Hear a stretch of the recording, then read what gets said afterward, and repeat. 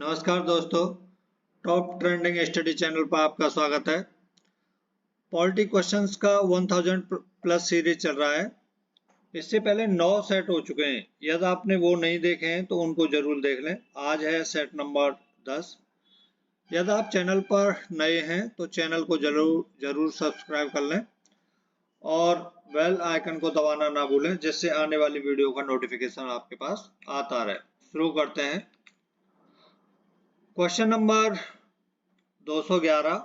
इससे पहले 210 क्वेश्चन हो गए हैं, उनको जरूर देखें। सभी इंपॉर्टेंट क्वेश्चन है। भारतीय संविधान के किन अनुच्छेदों में नागरिकता संबंधी प्रावधान है? अनुच्छेद 1 से 5, अनुच्छेद 5 से 11, अनुच्छेद 12 से 35, अनुच्छेद 36 से 51। आंसर है अनुच्छेद 5 से 11। ऑप्शन बी सही है। क्या है इसमें? भारतीय संविधान का अनुच्छेद 10, मतलब 5 से 11 तक है, तो 10 में क्या लिखा हुआ है? नागरिकता के अधिकारों की निरंतरता से संबंधित है। क्या? आर्टिकल 10। इसमें कहा गया है कि संसद जो भी कानून बना सकती है, उसके प्रावधानों के अधीन कोई भी व्यक्ति जो इस भाग के किसी भी पूर्ववर्ती प्रावधान में भारत का नागरिक माना जाता है या एक नागरिक रहेगा। भारतीय संविधान के प्रावधान भाग सेकंड, ये आर्टिकल 5 से 11 भाग किसमें है? सेकंड में है, जो किससे? नागरिकता से संबंधित है। तो अनुच्छेद 5 से 11 में जोड़े गए हैं। नागरिकता अधिनियम 1955 पूछा जाता है। नागरिकता अधिनियम कौन सा है? 1955 है। ठीक है, 1955 संविधान लागू होने के बाद भारतीय नागरिकता के बारे में बात करता है। 1955 का नागरिकता अधिनियम भारतीय नागरिकता के अधिग्रहण और समाप्ति की अनुमति देता है। नेक्स्ट है, निम्न में से किन अनुच्छेदों द्वारा भारतीय संविधान नागरिकों को मूल अधिकार निश्चितता प्रदान करता है? अनुच्छेद 12 से 30, अनुच्छेद 12 से 35, अनुच्छेद 1535 और अनुच्छेद 14 से 32। आंसर है अनुच्छेद 12 से 35। ऑप्शन बी सही है।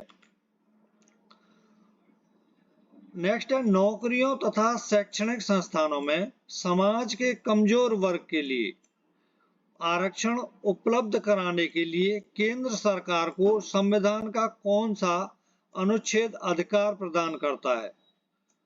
अनुच्छेद 14, अनुच्छेद 16, अनुच्छेद 17, अनुच्छेद 23। तो आंसर है अनुच्छेद 16। ऑप्शन बी सही है, अनुच्छेद 16। क्या लिखा है इसमें? अनुच्छेद 16(1) में क्या लिखा है? 16(1) में राज्याधीन नौकरियों या पदों पर नियुक्ति के संबंध में सब नागरिकों के लिए अवसर की समानता होगी। अनुच्छेद 16(2) क्या बोलता है? केवल धर्म, मूल, वंश, जाति, लिंग, उद्भव, जन्म स्थान, निवास अथवा इनमें से किसी के आधार पर किसी नागरिक के लिए राज्याधीन किसी नौकरी या पद के विषय में अपात्रता न होने होगी और न विवेद किया जाएगा। और जबकि क्या होता है? अनुच्छेद 16 में ये भी बोला जा रहा है कि समाज के कमजोर वर्ग के लिए आरक्षण उपलब्ध कराने के लिए केंद्र सरकार को संविधान में, मतलब केंद्र सरकार को अधिकार दिया गया है संविधान में। नेक्स्ट है, भारत के संविधान का निम्न में से कौन सा अनुच्छेद अस्पृश्यता का उन्मूलन करता है तथा किसी भी रूप में इसके आचरण का निषेध करता है? अनुच्छेद 15, अनुच्छेद 16, अनुच्छेद 17, अनुच्छेद 18। आंसर है ऑप्शन सी, अनुच्छेद 17। अच्छा, कुछ इंपॉर्टेंट है जिस समानता का अधिकार है, जो आर्टिकल 14 से 18 वेरी वेरी इंपॉर्टेंट है, बहुत आता है एग्जाम में। इनमें से किसी को भी उठा के पूछ लेते हैं। तो मैं बताता हूं। आर्टिकल 14 कानून के समक्ष समानता। आर्टिकल 15 धर्म, मूल वंश, जाति, लिंग या जन्म स्थान के आधार पर भेदभाव का निषेध। 16 में है नागरिक रोजगार के मामलों में अवसर की समानता। 17 क्या बोलता है? अस्पृश्यता का उन्मूलन। अनुच्छेद 18 उपाधियों का उन्मूलन। अनुच्छेद 17 कहता है कि अस्पृश्यता को समाप्त कर दिया गया है और किसी भी रूप में इसका अभ्यास वर्जित है। अस्पृश्यता से उत्पन्न होने वाली किसी भी अक्षमता को लागू करना कानून के अनुसार दंडनीय अपराध होगा। अच्छा, कुछ इंपॉर्टेंट अनुच्छेद हैं, इनको बताता हूं। अनुच्छेद 20 अपराधों के लिए दोष सिद्धि के संबंध में संरक्षण। 21 में क्या बोला गया है? जीवन और व्यक्तिगत स्वतंत्रता की सुरक्षा। अनुच्छेद 22 बोलता है कुछ मामलों में गिरफ्तारी और नजरबंदी के खिलाफ संरक्षण। अनुच्छेद 32 बोलता है मौलिक अधिकारों के प्रवर्तन के उपाय। अनुच्छेद 52 में दिया हुआ है भारत के राष्ट्रपति। अनुच्छेद 63 में भारत के उपराष्ट्रपति के बारे में बताया गया है और अनुच्छेद 153 में राज्य के राज्यपाल के बारे में बताया गया है। नेक्स्ट है भारतीय संविधान का कौन सा अनुच्छेद राष्ट्रपति के पद के लिए पुनः निर्वाचन की योग्यताएं निर्धारित करता है? अनुच्छेद 54, अनुच्छेद 52, अनुच्छेद 55, अनुच्छेद 57। आंसर है अनुच्छेद 57। ऑप्शन डी सही है। क्या है अनुच्छेद 57 में? राष्ट्रपति के पुनः निर्वाचन के लिए पात्रता शर्तों से संबंधित है। इनमें कहा गया है कि एक व्यक्ति जो राष्ट्रपति के रूप में पद धारण करता है या जिसने पद धारण किया है इस संविधान के अन्य प्रावधानों के अधीन उस पद के लिए फिर से चुनाव के लिए पात्र होगा, मतलब दोबारा चुनाव वो लड़ सकते हैं। अच्छा, राष्ट्रपति से संबंधित आर्टिकल। अनुच्छेद 52 भारत के राष्ट्रपति के बारे में बताता है। 53 संघ की कार्यकारी शक्ति। 54 राष्ट्रपति का चुनाव। 55 राष्ट्रपति के निर्वाचन की रीति। 56 राष्ट्रपति के पद की अवधि, कितनी अवधि होगी? 5 वर्ष के लिए, इसी में बताया गया है आर्टिकल 56 में। 57 में पुनः चुनाव के लिए पात्रता।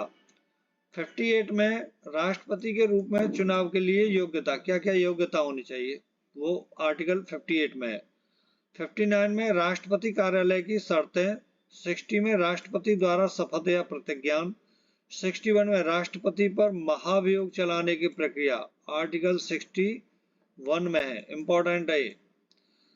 62 राष्ट्रपति कार्यालय में रिक्ति को भरने के लिए चुनाव कराने का समय और आर्टिकल 65 में है उपराष्ट्रपति का राष्ट्रपति के रूप में कार्य करना या अपने कार्यों का निर्वहन करना। नेक्स्ट है भारतीय संविधान के किस अनुच्छेद के अंतर्गत भाषण एवं अभिव्यक्ति की स्वतंत्रता के अधिकार की गारंटी दी गई है? अनुच्छेद 20, अनुच्छेद 22, अनुच्छेद 21, अनुच्छेद 19। आंसर है अनुच्छेद 19। अच्छा, भारतीय संविधान के अनुच्छेद 19 में वाक एवं अभिव्यक्ति की स्वतंत्रता का प्रावधान है और आमतौर पर राज्य के खिलाफ लागू होता है। वाक एवं अभिव्यक्ति की स्वतंत्रता का अधिकार है। शांतिपूर्वक सम्मेलन में भाग लेने की स्वतंत्रता का अधिकार है। संगम या संघ बनाने का अधिकार है।